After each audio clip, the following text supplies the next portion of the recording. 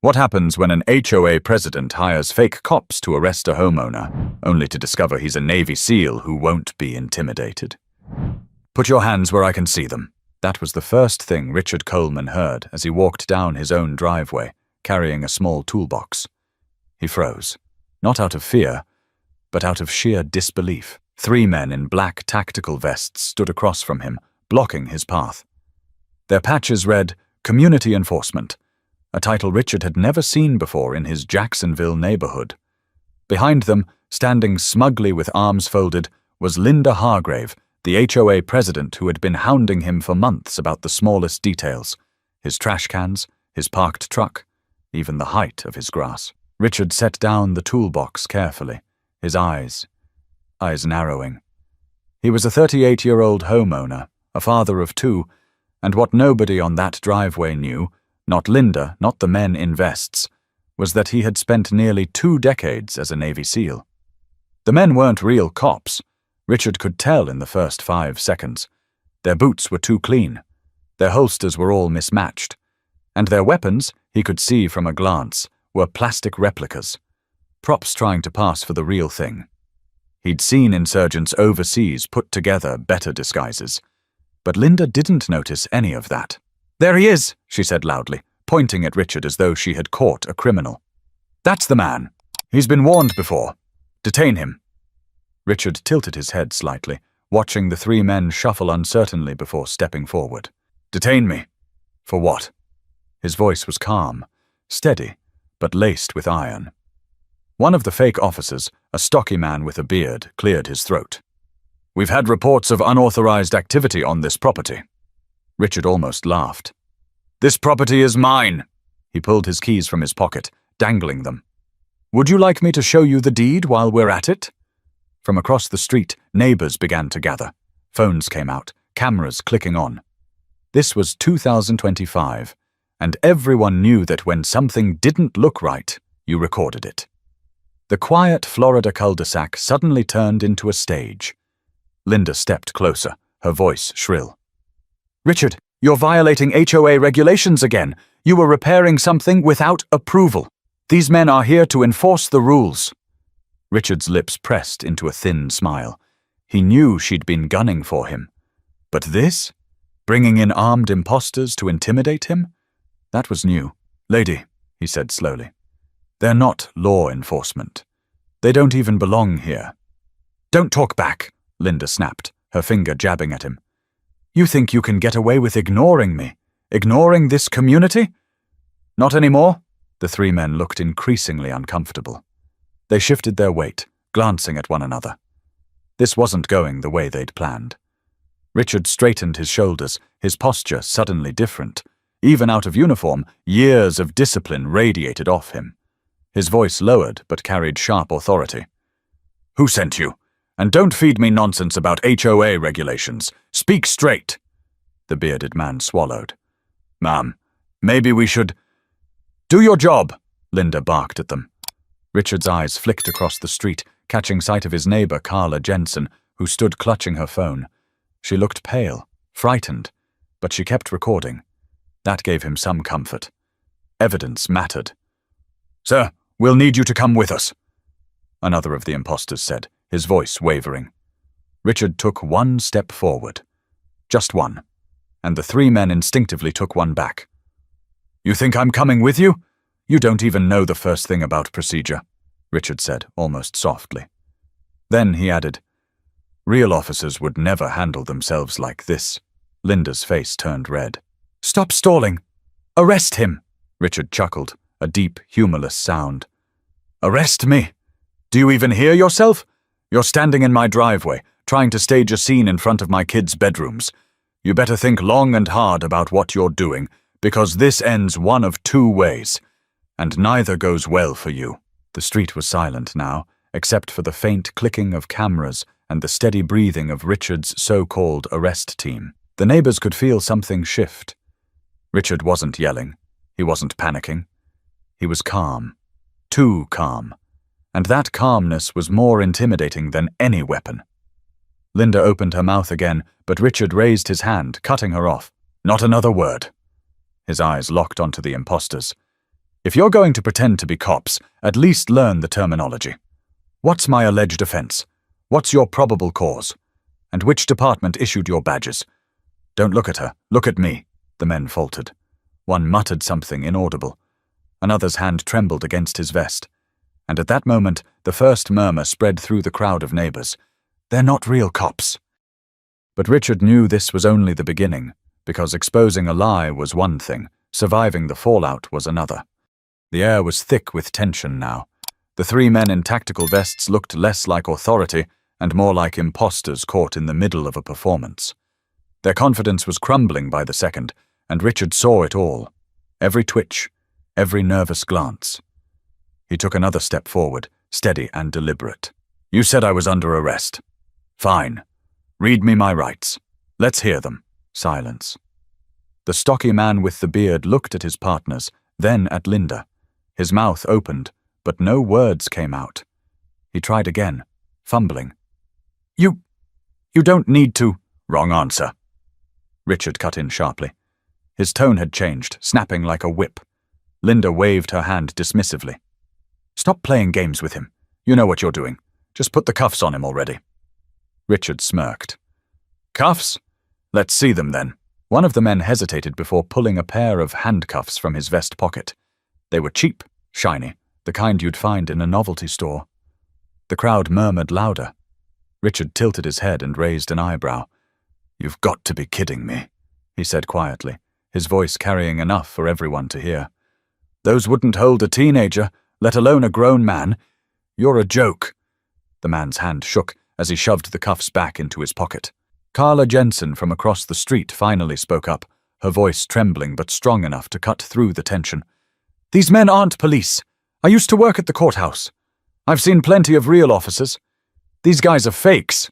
Phones lifted higher. Cameras zoomed in. Richard looked back at Carla and gave her a subtle nod of acknowledgement. Then he turned to the bearded man again. You hear that? People are watching. So let me make this easy for you. You've got 3 options. 1, you admit who you really are. 2, you try something stupid and end up in a cell yourself. 3, you leave right now and explain to this woman why you played dress-up on a Saturday morning. The tallest of the 3 shifted uneasily. Look, man, we were just told... Richard stepped closer, interrupting. Told what? That a black homeowner fixing something in his own driveway is a threat? That's the story you're running with? Linda's face twisted with outrage. Don't you dare bring race into this! This is about the rules! Richard turned his head slowly, eyes locking on hers. The rules? His voice dripped with disbelief. Lady, your rules don't come with fake cops carrying toy guns.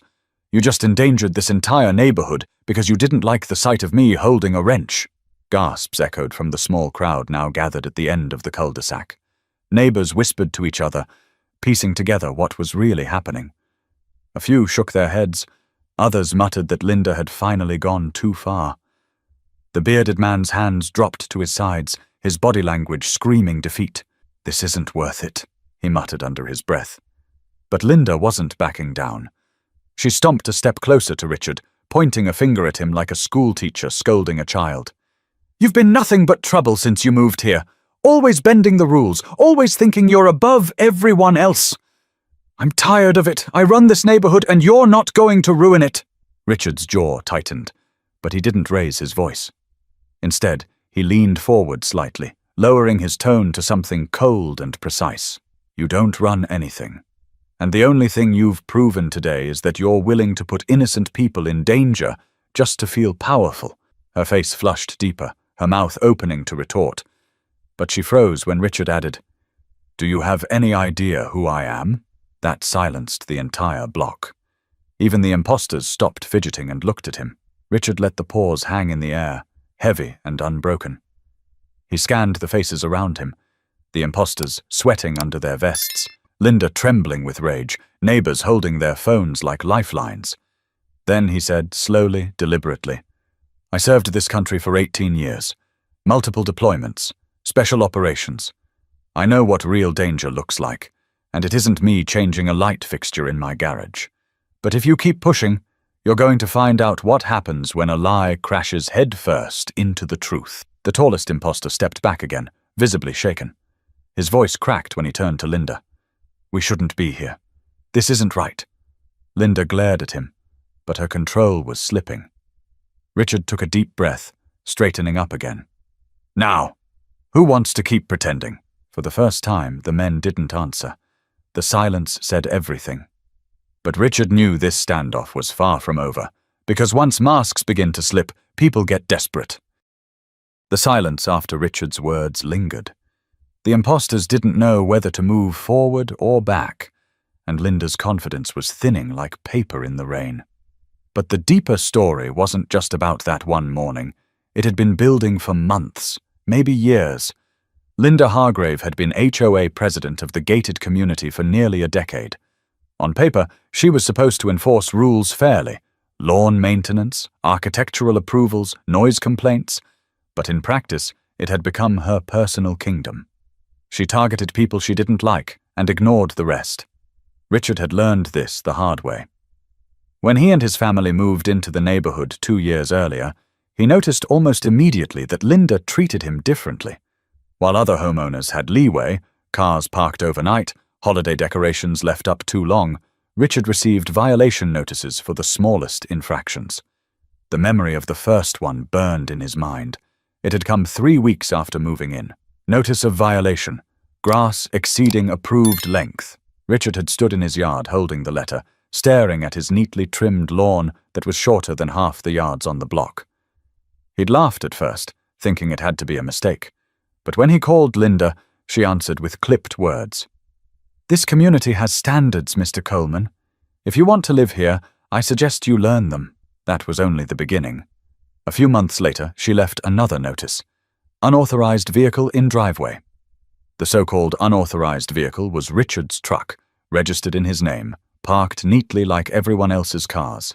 His wife, Sharon, had confronted Linda one afternoon while walking the kids home from school. "Why are you harassing us? Our truck isn't violating anything." Linda's smile had been tight, brittle. "I'm simply doing my duty. Some people lower property values without even realizing it. I won't let that happen here." That phrase, "some people," had stayed with Sharon. She repeated it to Richard that night, her voice laced with frustration. "She's not saying it outright, but you and I both know what she meant." Richard had brushed it off at the time. He was used to subtle digs, used to walking into rooms where people underestimated him. His service background taught him to let petty insults roll off. But Sharon was right. Linda's campaign against them wasn't about trucks or grass. It was personal. Other neighbors noticed too. Carla Jensen had whispered to Sharon one evening, "It's not just you. Linda's had it out for anyone who doesn't fit her picture of perfect. She nitpicked the Santanas last year until they sold their house." By the time the fake community enforcement officers showed up in his driveway, Richard knew this wasn't random. Linda had been escalating, and she finally crossed a line. He turned back to her now, voice calm but sharp. "Tell me, Linda, what's the real reason? Why me? Why this obsession with rules that don't exist?" Her jaw tightened. "Because you don't belong here. You come in, ignoring the bylaws, disrespecting the community. Someone has to protect this neighborhood from chaos." The crowd stirred.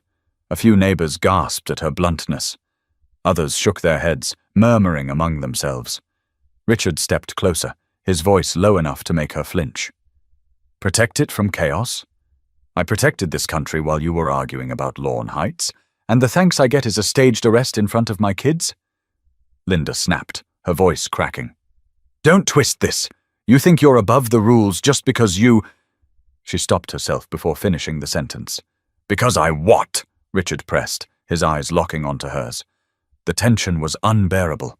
People whispered, some recording every word, others simply stunned. Finally, Carla's voice rang out again. "He pays his dues, Linda. His lawn looks better than yours half the time. You're not protecting the neighborhood. You're abusing it." More murmurs. This time, louder. Agreement spread. Richard held Linda's gaze. "This isn't about rules. It's about control. And today, you lost it." Linda's face twisted with rage, but her allies, the 3 fake cops, were crumbling fast.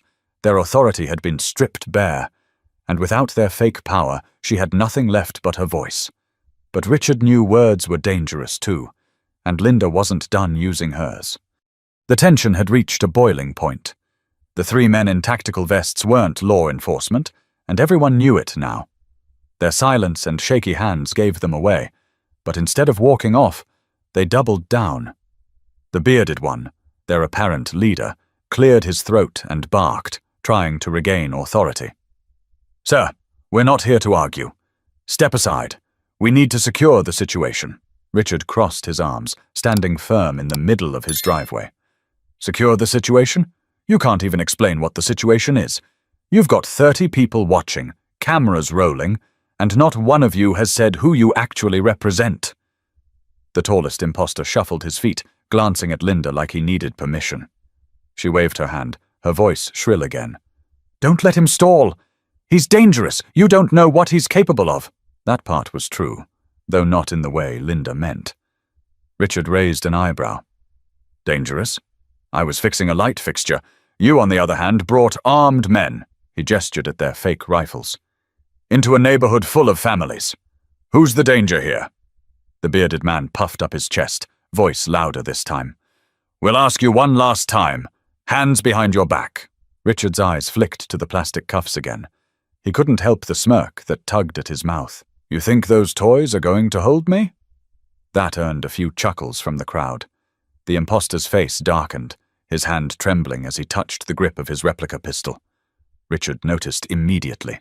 "Don't even think about it," Richard said sharply, his tone cutting through the air. "You pull that toy, and the real cops will treat it like the real thing. And when that happens, your little costume party ends with a body bag." The man froze, his hand hovering. One of the neighbors, an older man named Tom Wilkins, stepped forward from the sidewalk. "Hey, this isn't right. You can't just harass a homeowner on his own property. I've lived here 20 years and never seen anything like this." Richard nodded slightly at Tom, grateful but keeping his focus on the three in front of him. "You hear that? Even the people who know this neighborhood better than me think you're a joke." Linda's voice rose again, cracking under the pressure. "Don't listen to him. He's manipulating you. These men are here for your safety." Richard cut her off. "Safety? Tell that to the parents holding their kids behind them right now. Look around, Linda. You're not protecting anyone. You're scaring everyone." The crowd shifted, murmurs growing louder. People were starting to side openly with Richard. Phone cameras captured every detail. The trembling hands, the shiny toy cuffs, Linda's shrill commands. The imposters felt it too. The tall one whispered, "We should go." But the bearded man shook his head, his pride stinging. Richard saw the flicker of stubbornness in his eyes and knew exactly what to do. He took one deliberate step closer, lowering his voice to something calm but deadly serious. "You don't want to push me. Not today. Not like this. Because you've got no authority, no backup, and no exit strategy. I've dealt with men who thought they had power before. You know where they ended up? Flat on the ground, begging to be spared." The words hit like a punch. The bearded man swallowed hard, his throat bobbing. For the first time he looked less like a wannabe enforcer, and more like a man realizing he was out of his depth. Linda tried to salvage control, yelling, "Arrest him now, or I'll make sure all of you regret this." Richard laughed softly, shaking his head. "That's the difference between you and me, Linda. You need these men to feel powerful. I don't need anyone." A hush fell over the crowd. It wasn't a boast. It was a statement of fact. The imposters looked at each other again, sweat dripping down their foreheads under the Florida sun. One finally whispered, "This is falling apart." And it was.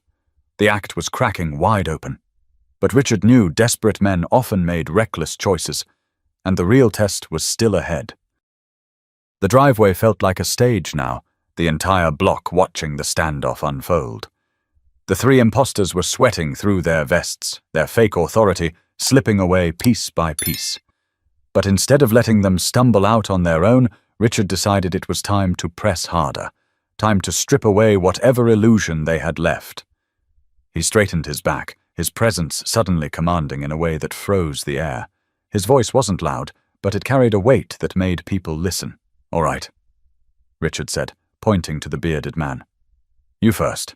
Which department trained you? The man blinked. We don't have to answer that.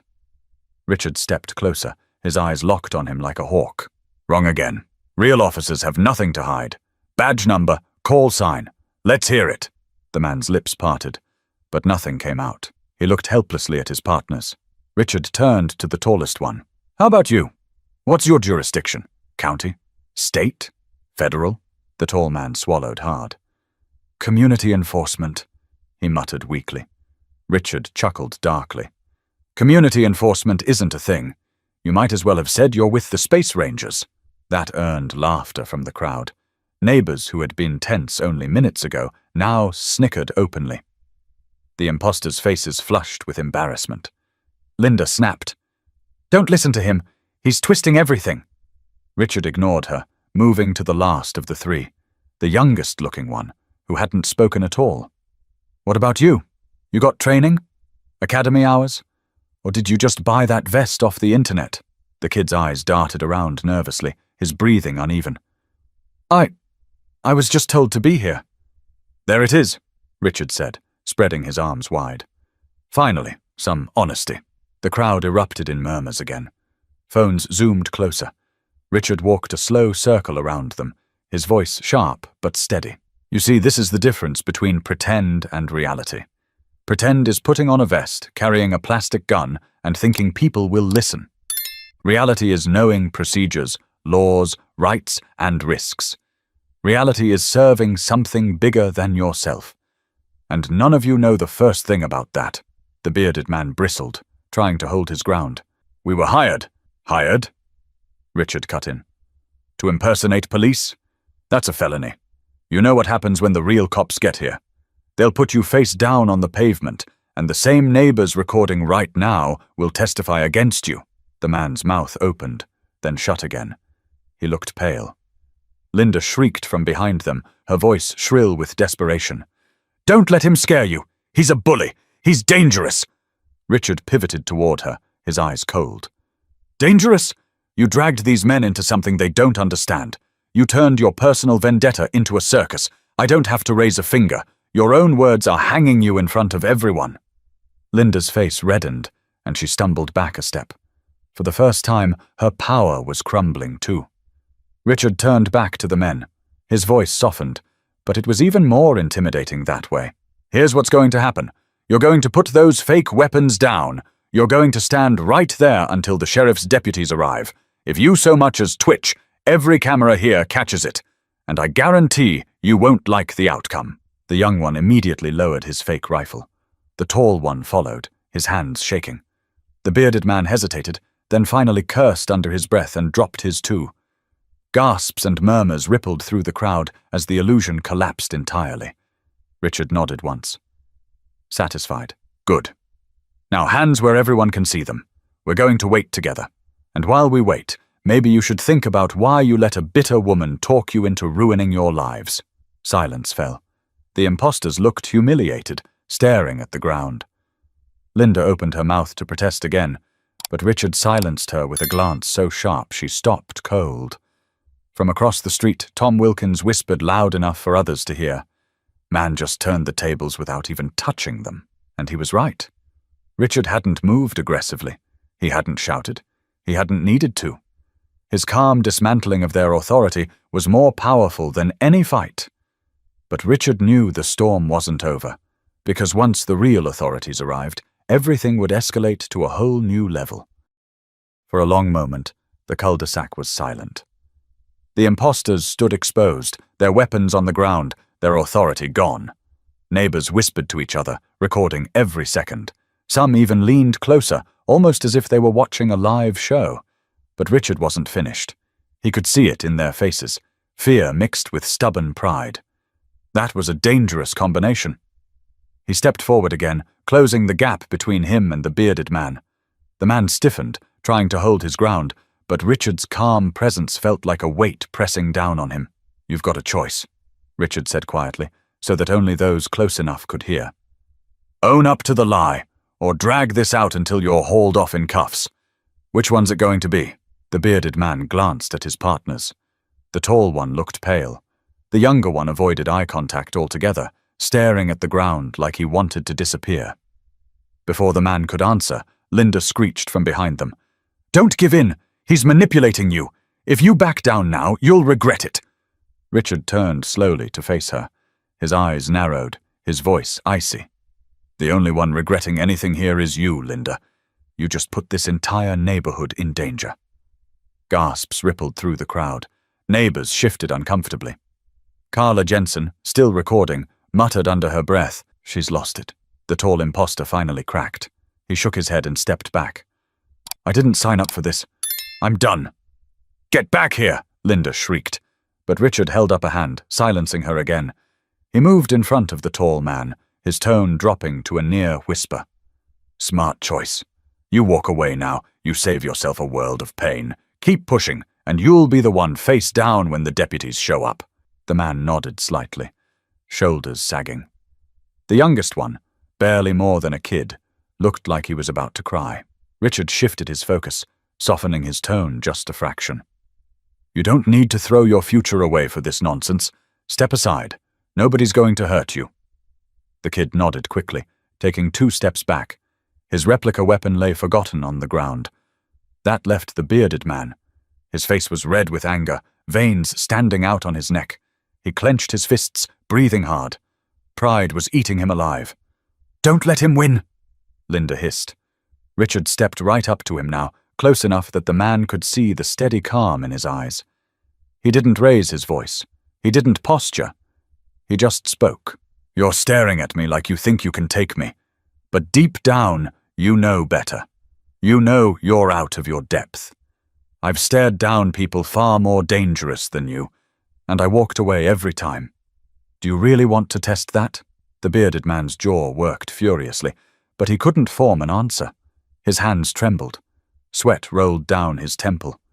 Richard leaned in closer, his words slicing through the quiet. "Drop the act, or I'll take it from you." The man's fists unclenched. His shoulders slumped. Finally, with a loud clatter, he kicked his fake rifle across the driveway. The crowd erupted in murmurs again. Phones zoomed in, capturing the moment.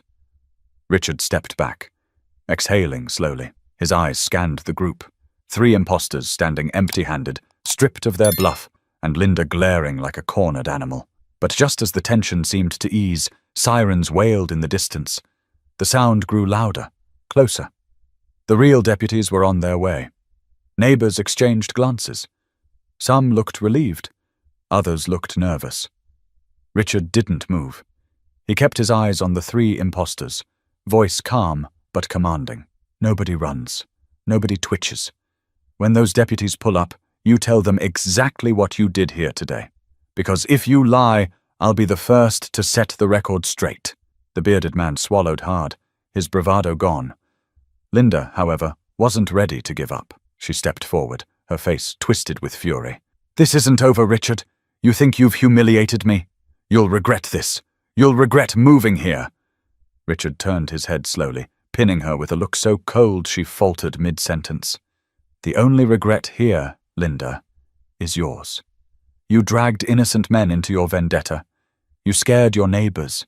You tried to ruin a man in his own driveway. That's on you."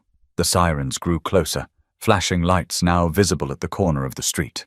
Neighbors started whispering louder, shifting nervously as the reality of what was about to happen sank in. But Richard knew the hardest part was still to come. Because once the deputies stepped out of their vehicles, the entire story would shift to a new stage. Red and blue lights flashed across the neat lawns as 2 Jacksonville Sheriff's Office cruisers rolled into the cul-de-sac. The crowd parted, neighbors lowering their phones just enough to let the deputies through, but still recording. The whine of the sirens cut off, leaving only the heavy sound of boots hitting pavement. Richard stood tall in the middle of his driveway, his toolbox still at his feet, 3 imposters lined up in front of him like schoolboys caught cheating. Linda hovered behind them, her arms crossed tight, her face still burning with fury. The first deputy, a broad-shouldered man named Deputy Alvarez, approached with his hand resting on his holster. His partner, Deputy Green, scanned the crowd and then fixed his eyes on the 3 men in vests. "All right, what's going on here?" Alvarez's voice was firm but calm. Before Richard could speak, Linda jumped in. "Officers, thank God you're here. This man, Richard Coleman, he's been causing trouble. He refused to comply with community enforcement and he's threatening everyone." The imposters stayed quiet, eyes on the ground. Richard didn't raise his voice. He simply said, "Deputy, I'm Richard Coleman. This is my home. These men showed up dressed like cops, claiming to arrest me. They're not law enforcement, they're impersonators." The deputies exchanged a quick glance. Green stepped forward, his eyes narrowing at the imposters. "Badges. Now." The bearded man hesitated before fumbling with a wallet. Inside was a shiny, fake-looking card with Community Enforcement Division printed on it. Green snatched it and held it up, his lip curling. "This is a joke. Where did you even get this?" No answer. Alvarez stepped closer, his tone sharper now. "Weapons. Put them on the ground." The imposters had already dropped their replicas earlier, but now they nudged them forward with their boots. Alvarez crouched, picked one up, and sighed heavily. "Plastic. Jesus." He turned back to Richard. "You said they tried to arrest you?" Richard nodded. "Claimed they were here under HOA authority. Demanded I put my hands behind my back. Even tried to cuff me with toys." The deputy's eyes flicked toward Linda. "Ma'am, did you call them here?" Her face flushed. I asked them to assist. Our HOA has the right to enforce rules. He's always violating bylaws." "Madam," Alvarez interrupted, his patience thinning. "HOAs don't have the authority to send out fake cops. And hiring people to impersonate law enforcement? That's a serious crime." The crowd murmured loudly now, several neighbors nodding in agreement. Carla Jensen raised her phone higher. "I got the whole thing on video," she said, her voice steady. Deputy Green turned back to Richard. "Sir, you handled this without violence?" "Yes," Richard replied simply. "They postured, but I kept them calm until you arrived." Green studied him for a long moment, then nodded. "Good work." Linda exploded. "Good work? He's the problem. He disrespects the community. He's dangerous, I tell you." Richard finally turned to face her, his expression unreadable. "Dangerous? If I were dangerous, Linda, we wouldn't be having this conversation. I recognized what these men were the second I saw them. I've seen worse in places you couldn't imagine, but instead of escalating, I kept everyone safe, including you." Her mouth opened, then snapped shut. She had no comeback. Deputy Alvarez motioned to the imposters. "Hands behind your backs. You're under arrest for impersonating law enforcement, unlawful detainment, and carrying replica weapons in a threatening manner."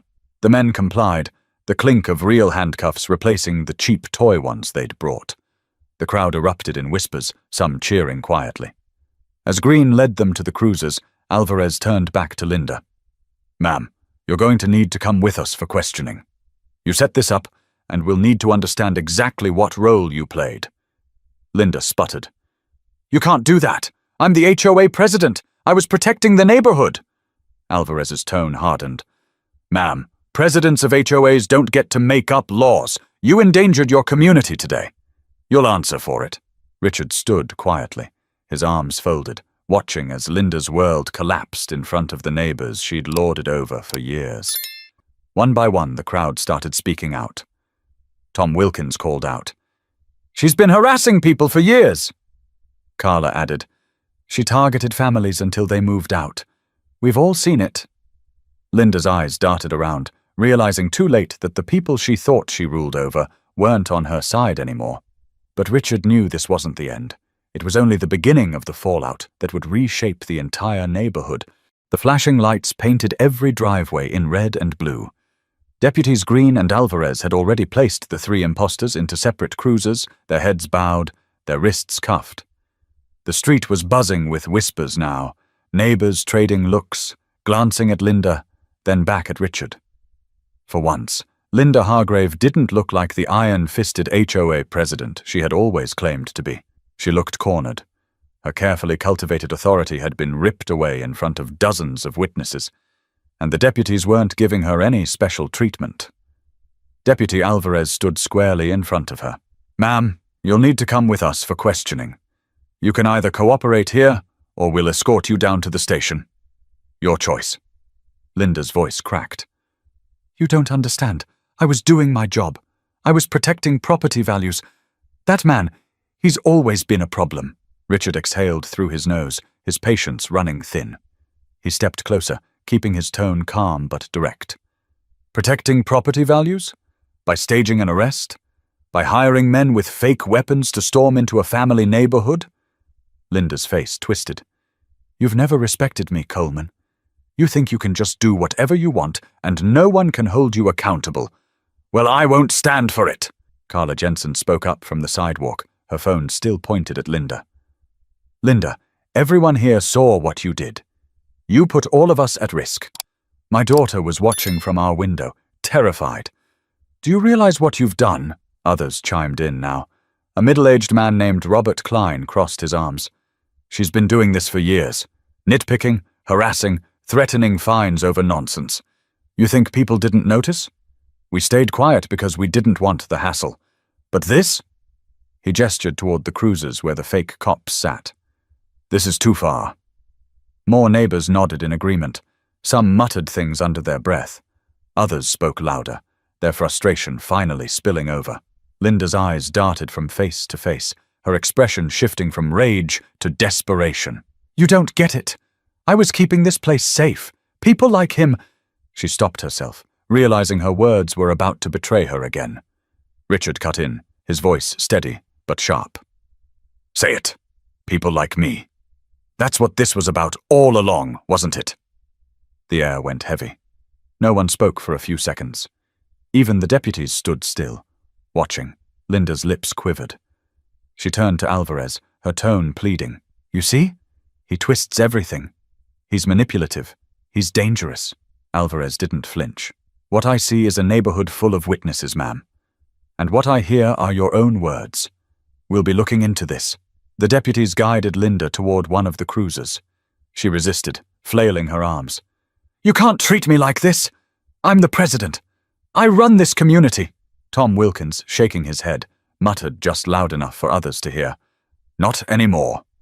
The crowd almost clapped, but most just watched in disbelief as the woman who had ruled the HOA with an iron fist was led away under the glow of police lights. Richard stood quietly, arms crossed, his eyes following the scene. He didn't smile. He didn't gloat. His expression stayed firm, thoughtful, almost somber. He knew moments like this weren't victories. They were warnings of how easily power could rot a person when left unchecked.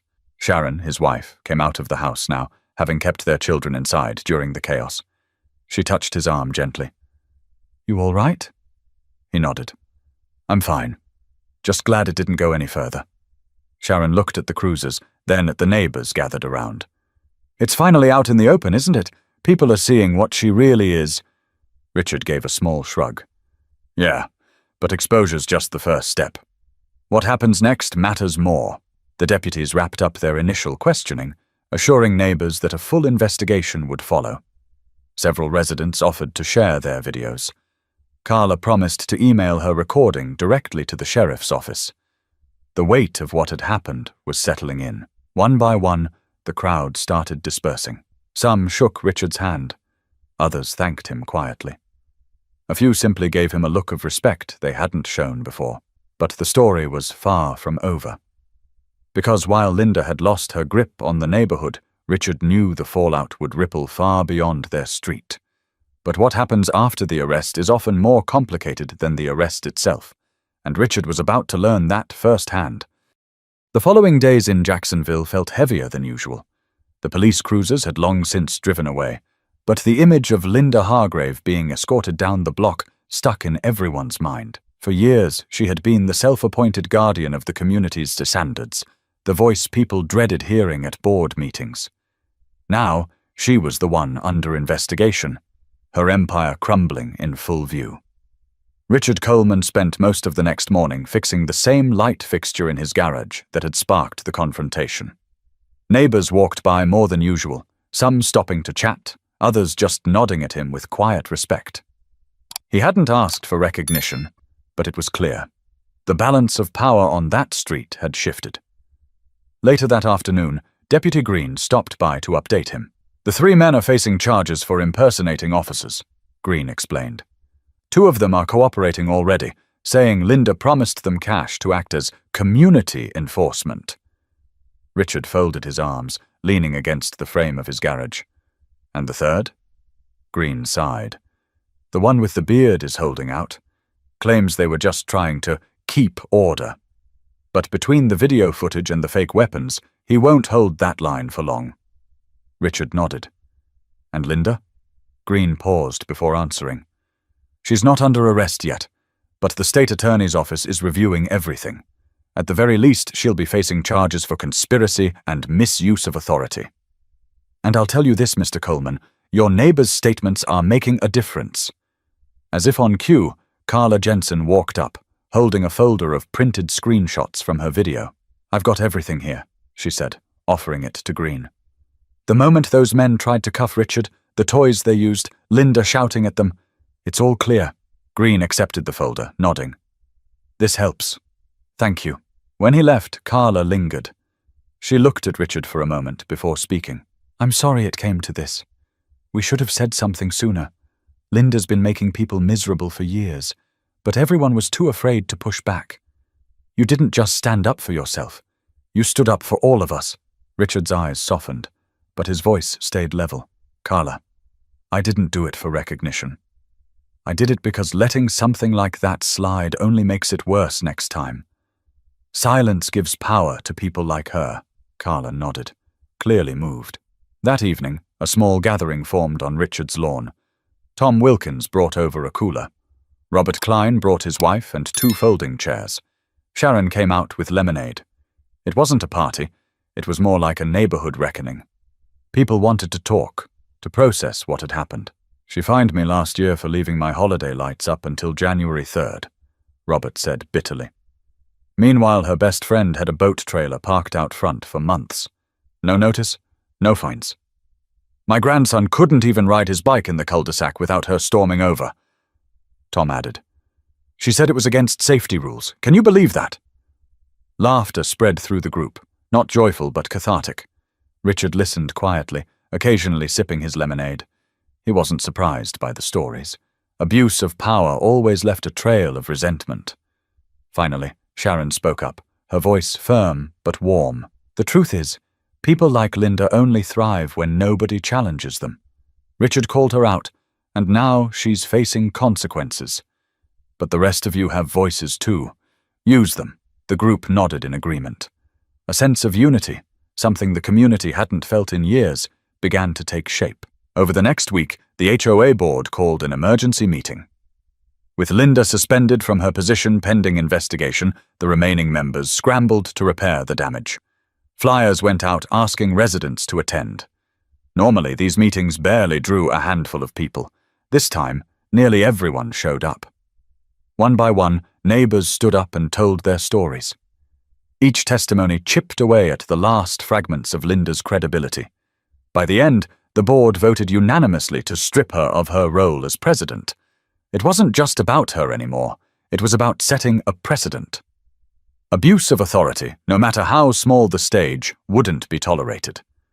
When Richard walked out of that meeting, several people clapped him on the back. A few thanked him again. He offered only a nod in return. He wasn't looking for praise. For him, the real victory was that the neighborhood had woken up. They saw how dangerous unchecked authority could be. And maybe, just maybe, they wouldn't let it slide again. But Richard also knew stories like this didn't end neatly. There was always one more chapter: reflection, hard truths, and the lessons everyone would carry forward. When the dust finally settled, the neighborhood outside Jacksonville looked the same on the surface: trimmed lawns, parked cars, kids riding bikes. But beneath that quiet exterior, something had changed. The incident with Linda and her fake enforcers had become the talk of every driveway, every backyard conversation, every neighborhood Facebook group. What was once whispered about in passing was now out in the open. For Richard Coleman, though, it wasn't about gossip or neighborhood drama.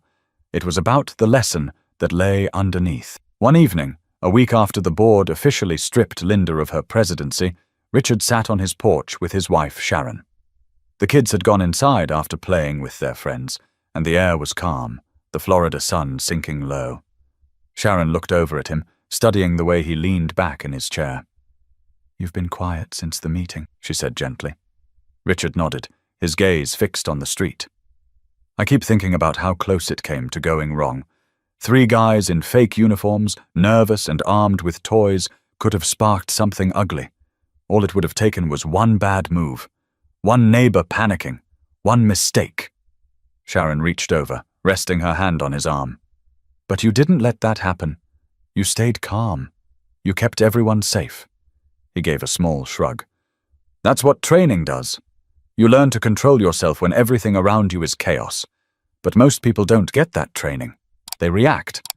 And when authority is abused, whether it's by imposters in fake vests or an HOA president with too much power, that reaction can ruin lives." Across the street, Carla Jensen waved as she brought her trash cans back in. Richard raised a hand in return. "Funny thing," he said after a pause. "People think strength is about yelling the loudest or swinging first. But real strength, it's discipline, it's restraint, it's knowing you could crush someone and choosing not to." Sharon smiled softly.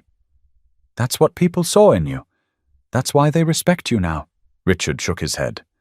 "Respect isn't what matters. What matters is they saw how dangerous it is to let fear or bias control decisions. Linda thought she was protecting her idea of order, but what she really did was endanger her own community. That's the kind of thinking that ruins neighborhoods, even countries, if it goes unchecked." Later that night, Richard walked down to the end of the street where Tom Wilkins was sitting on his porch. Tom waved him over. "Never thought I'd see the day," Tom said, sipping from a can of soda. "Linda getting hauled off like that. You should have been here years ago, Coleman." Richard chuckled. "Not sure the neighborhood was ready years ago. Sometimes people have to see the truth laid bare before they're willing to act." Tom nodded slowly. "Guess so. Still, you handled it better than anyone I've ever seen. Could have gone bad real fast." Richard looked out across the cul-de-sac, thoughtful. "That's the point, though. We can't control what other people do, but we can control ourselves. And if we stay calm, stay disciplined, we stop things from exploding." Tom gave him a long look, then said, "That's a lesson more folks need to hear." Over the next few weeks, the community began to heal. Without Linda's constant policing, people started helping each other more. Neighbors who hadn't spoken in years exchanged greetings again.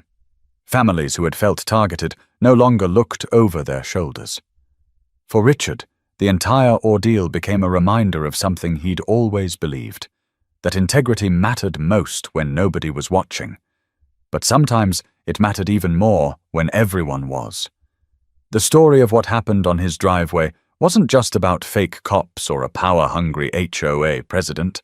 It was about what happens when fear meets discipline, when hatred meets composure, when lies meet truth. And it left the neighborhood with a lesson they wouldn't forget. When you stand firm, when you refuse to let false authority or prejudice dictate your life, you protect not only yourself, but the people around you. That's what Richard did. And that's what every community needs. People willing to stand in the gap, not with fists or anger, but with calm, unshakable strength. So the next time someone tries to intimidate you, remember this. Their power only works if you give it to them. And sometimes the strongest thing you can do is exactly what Richard did. Stand tall, stay calm, and let the truth do the work. If you found this story meaningful, don't forget to subscribe for more. Because stories like these remind us of the power of discipline, courage, and integrity in a world that often forgets their value.